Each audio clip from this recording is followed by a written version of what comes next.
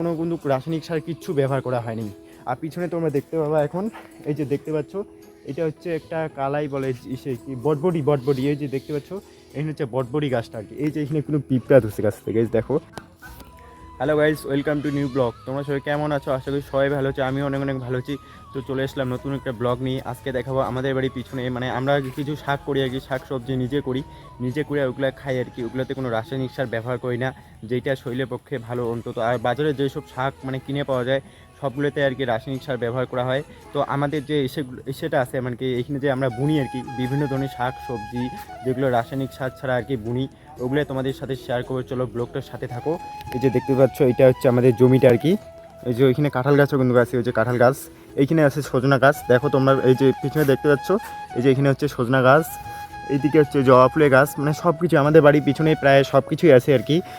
আকাশটা একটু অন্ধকার হচ্ছে জন্য কিছু আর কি অতটা ভালো মতো বোঝা যাচ্ছে না। তো এটা তোমাদের সাথে শেয়ার করবো। চলো ব্লগটার সাথে থাকো, অনেক এনজয় হবে।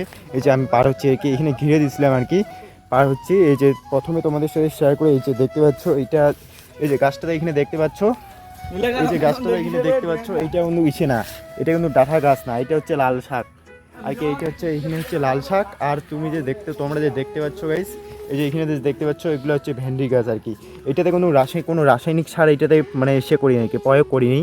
এই যে হচ্ছে আর কি, এখনও গাছটা ছোটো এসে এখন গাছটা থেকে আর কি কুশি দিয়ে দিয়ে আর কি এই যে ইসেগুলো হচ্ছে আর কি। এটাতে কোনো কিন্তু রাসায়নিক সার কিচ্ছু ব্যবহার করা হয়নি। আর পিছনে তোমরা দেখতে পাবা এখন এই যে দেখতে পাচ্ছ এটা হচ্ছে একটা কালাই বলে ইসে কি বটবডি এই যে দেখতে পাচ্ছ এখানে হচ্ছে বটবডি গাছটা আর কি। এই যে এখানে কোনো পিঁপড়া ধরছে গাছ থেকে দেখো, পিঁপড়া ধরছে এখানে। যদিও আমরা এখনও কোনো রাসায়নিক সার ব্যবহার করি নেই, কারণ আমরা নিজে খাই আর কি, এগুলো তো বিক্রি করি না, তার জন্য আমরা কোনো রাসায়নিক সার প্রয়োগ করি না। আর বাজারে শাক সবজির থেকে এটা আমরা নিজে করে খাওয়া, এটা অনেক ভালো। এই যে দেখতে পাচ্ছ গাইস এই যে ফুল হয়েছে আর কি, এটা আর কি হবে। আর চলো শেয়ার করবো তোমাদের সাথে। পিছনে আবার আছি, পিছনে এই বটবডি গাছগুলো যে আছে গাছগুলো থেকে কীরকম মিশে হইলো সব তোমাদের সাথে শেয়ার করবো। চলো এই দেখতে পাচ্ছ এই যে এটা কিন্তু আগে অনেক দিন আগে হয়েছিল আর কি, এটা খাওয়া হয়নি জন্য এটা এরকম অবস্থায় আছে। এই যে দেখো অনেক পিঁপড়া আর কি, গাছগুলোতে অনেক পিঁপড়ার জন্য কি এখন প্রয়োগ করতে লাগবে তোমরা যদি জানো কেউ অবশ্যই আমাকে কমেন্ট করে অবশ্যই বলবা। এই যে গাছে দেখতে পাচ্ছ অনেক পিঁপড়া আছে না, এই যে ভালো হয়েছে মোটামুটি সব কিছুই ভালো হয়েছে, কিন্তু পিঁপড়া দিচ্ছে সবগুলোতে দেখতে পাচ্ছ পিঁপড়া। নিচে বৃষ্টি হচ্ছে মনে হয়, বৃষ্টির কারণে আছে, কিন্তু পিঁপড়াগুলো কী করে তাড়ানো যাবে ওইটা তো আমি কেউ যদি জানো তোমরা অবশ্যই তোমাদের বলবা আর কি। এই যে উপরে দেখো দেখতে পাচ্ছ এটা হচ্ছে ঝিঙ্গা গাছ, আমার হাতে ব্যথা করে গেলো মোবাইল ধরতে গাইস। এই যে দেখতে পাচ্ছ এই যে দেখো এটা হচ্ছে ঝিঙ্গা গাছ, এইটা তো হচ্ছে পোকা, এই যে এখানে জাঙিয়ে দিয়ে দিচ্ছে আর কি। তো এইখানে জাঙিয়ে এসে এই যে এইখানে আবার এইদিকে লঙ্কা গাছ হচ্ছে, মানে সব রকম গাছ আমাদের বাড়ির পিছনে পাওয়া যায়। এই যে এইখানে দেখতে পাচ্ছ এই যে লঙ্কা গাছ, লঙ্কা হয়নি এইখানে, লঙ্কা হয়নি। আবার কী গাছ আছে চলো তোমাদের সাথে শেয়ার করবো।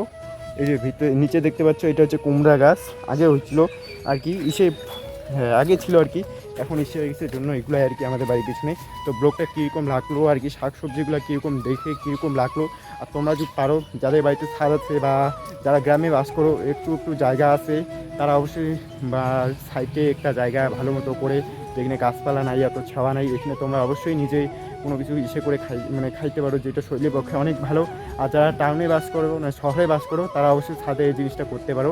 চলো ব্লগটা ভালো লাগলে অবশ্যই চ্যানেলটাকে ফলো করে রাখবা, ফেসবুক আর ইউটিউবে দেখে থাকলে অবশ্যই চ্যানেলটাকে সাবস্ক্রাইব করে রাখবা। নেক্সট ব্লগে আবার দেখা হবে। চলো গাইস, টাটা।